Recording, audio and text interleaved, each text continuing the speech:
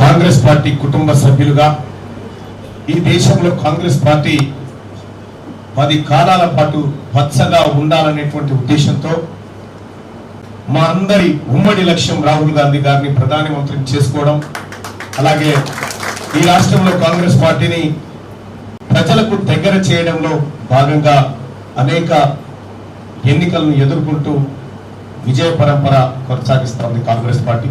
ముఖ్యంగా కోదాడలో ఉన్నటువంటి కాంగ్రెస్ పార్టీ కార్యకర్తలకు, పెద్దలందరికీ కూడా చేస్తున్నటువంటి రిక్వెస్ట్ ఏంటంటే,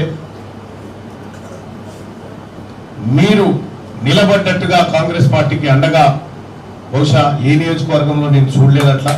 అంత పకడ్బందీగా, అంత ఐక్యమత్యంతో నిలబడి ఇవాళ కాంగ్రెస్ పార్టీకి ఢిల్లీ స్థాయిలో ఈ కోదాడ నియోజకవర్గాన్ని పరిచయం చేస్తా ఉన్నారంటే మీ అందరికీ శిరస్సు వంచి నమస్కారం తెలియజేస్తా ఉన్నారు. పట్టభద్రుల ఎమ్మెల్సీ ఉప ఎన్నిక గురించి ఇప్పటికే చాలా మంది పెద్దలు చెప్పారు కాబట్టి కొన్ని అంశాలు మాత్రం మీ ముందు పెడతాను. కోదాడ నియోజకవర్గానికి సంబంధించి చాలా మంది కూడా సూచనలు చేసినారు. అయితే బూత్ వైజ్ గా మనకు ఓటర్ లిస్ట్ ఇస్తారు సార్. బూత్ వైజ్ ఇస్తే దాన్ని మనం విలేజ్ వైజ్ గా సెగ్రిగేట్ చేయడం జరిగింది. ఆ ఓటర్ లిస్ట్ కూడా రెడీగా ఉంది మేడం. గ్రామ శాఖకి ఇస్తే ఆ గ్రామంలో ఉన్నటువంటి 100 ఓట్ల 50 ఓట్ల వాళ్ళు పోయి కలుసుకోవడం, ఆ రకంగా కార్యక్రమం చేసుకోవడానికి సెగ్రిగేట్ చేయడం జరిగింది. ఒకవేళ అందులో ఏమైనా ఓట్లు మిస్ అయితే ఎలక్షన్ కమిషన్ ఆఫ్ ఇండియా నుంచి ఉన్నటువంటి ఓటర్ లిస్ట్ కూడా అదనంగా రెడీగా సిద్ధం చేసి పెట్టడం జరిగింది. వీటితో పాటు రాబోతున్నటువంటి పట్టభద్రుల ఎమ్మెల్సీ ఎన్నికల్లో పోటీ చేస్తున్నటువంటి అభ్యర్థులు ఎవరు, కాంగ్రెస్ పార్టీ అభ్యర్థి అయినటువంటి తీన్మార్ మల్లన్నకు ఎందుకు ఓటు వేయాలి అనేటువంటి అంశాలు వచ్చినప్పుడు మనం క్లియర్ గా చెప్పాల్సినటువంటి అంశాలు 2-3 ఉన్నాయి. ఒకటి, రాజ్యాంగాన్ని రద్దు చేస్తా 400 సీట్లు ఇవ్వండి, ఎస్సీ ఎస్టీల బీసీల హక్కుల కానరాస్తాం అనేటువంటి ధోరణితో ముందుకెళ్తున్నటువంటి నరేంద్ర మోడీ పంపినటువంటి క్యాండిడేట్ ఒక ఆయన అక్కడ ఉన్నాడు, బీజేపీ క్యాండిడేట్.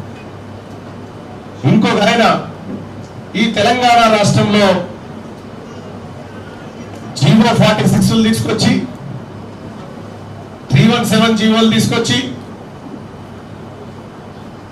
అనేకమైనటువంటి ఇష్ట రీతిన పరిపాలన చేసి అనేక మంది ప్రజల కన్నీళ్లకు కారణమైనటువంటి కల్వకుంట్ల చంద్రశేఖరరావు గారి అభ్యర్థి మరొకరు వస్తా ఉన్నారు. ఆ తల్లి సోనియా గాంధీ గారు,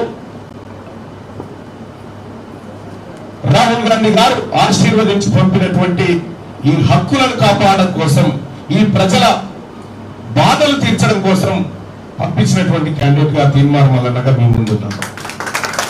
సోదరులారా, ఎందరికి చెప్పాల్సినటువంటి అంశం ఏంటంటే, తీన్మార్ మల్లన్న ఎమ్మెల్సీ టికెట్ ఉత్తగానే రాలే, పెద్దలు ఉత్తమ్ కుమార్ రెడ్డి గారి ఆశీర్వాచనంతో వచ్చిందన్న విషయాన్ని గుర్తు చేస్తాను.